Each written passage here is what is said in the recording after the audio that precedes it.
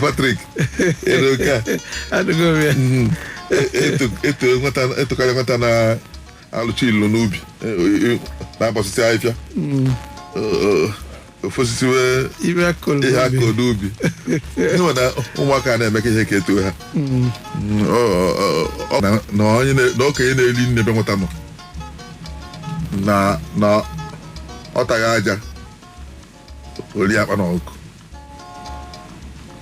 okenye na-eli nne be nwata nọ ọ na-etaghị aja iri akpa na ọkụ aja ọnụkọta ọchịnye aja enu ya na-enye enu aja gị na n'ofe ije eri nri ebe ọ na-egwuri egwu ma ọ bụ akpa na ọkụ ọnụkọta oje tụtụ ya ebe ọ na-atụ n'ihe enu na-enye ọdawa n'ofe gị okenye na-eli nne be nwata nọ ọ taghị aja ori akpa na ọkụ maka ifie a na-akpachapụrụ ụmụaka anya ọfụma ife ịgwara okenye ịgwa nwatakịrị ọghọta ya n'ụdị ọzọ onye mere na ọgụ ụfọdụ okenye na-akpa nkata ya na okenye ibi achụpụ ụmụaka so ụmụaka mba n'ụlọ maka na ha nụ ya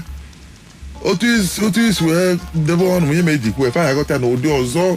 onye mere na ndị Igbo si ha na nne na nna ya na-eta n'iru ya na nweta afọ ọja si na Chukwu ka ọ dị n'aka ụtụtụ bute oche mgbe ibie na-eje ọrụ ọkpụ oche n'afọ widesi nna Okoye ihe ejere ọrụ taa si na Obinigwe ka ọ dị n'aka ọ n'afọ ọja n'afọ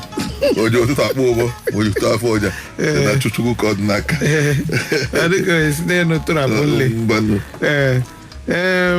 ka akpa afịa si nọ na bụ nwaanyị mụta nwa ọmụta iji mma ekwu n'aka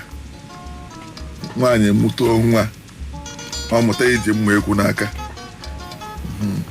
na ọzụpụta ụmụ ya tonitesie ọmụta iji mma ekwu n'aka ka ihe ọkwa ya ka o die ya maka ife na di ya mkpa mgbe afọ mana ọ zụta nwa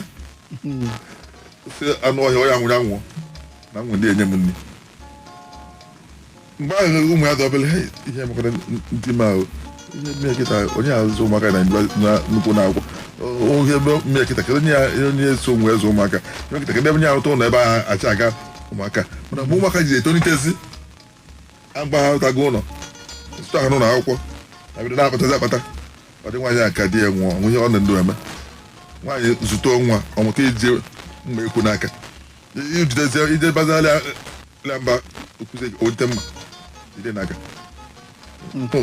di ede anya ka ede anya were dachighị azụ ndị Igbo si na sebe anyị na ya atụwaghị isi ịma na o nwere okwute ọzụzụ dolọkpa ya kịta atụwa gị isi onye isi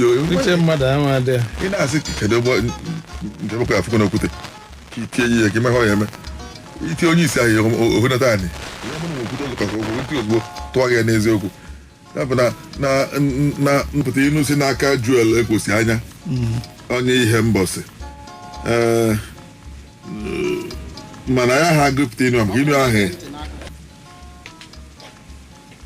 ụyaka nwa inu ese na osisi ngwu ada ayọrọ ụkpaka ogwu osisi ngwu ada ayọrọ ụkpaka ogwu osisi ngwu ada ayọrọ ụkpaka ogwu ngwu na ụkpaka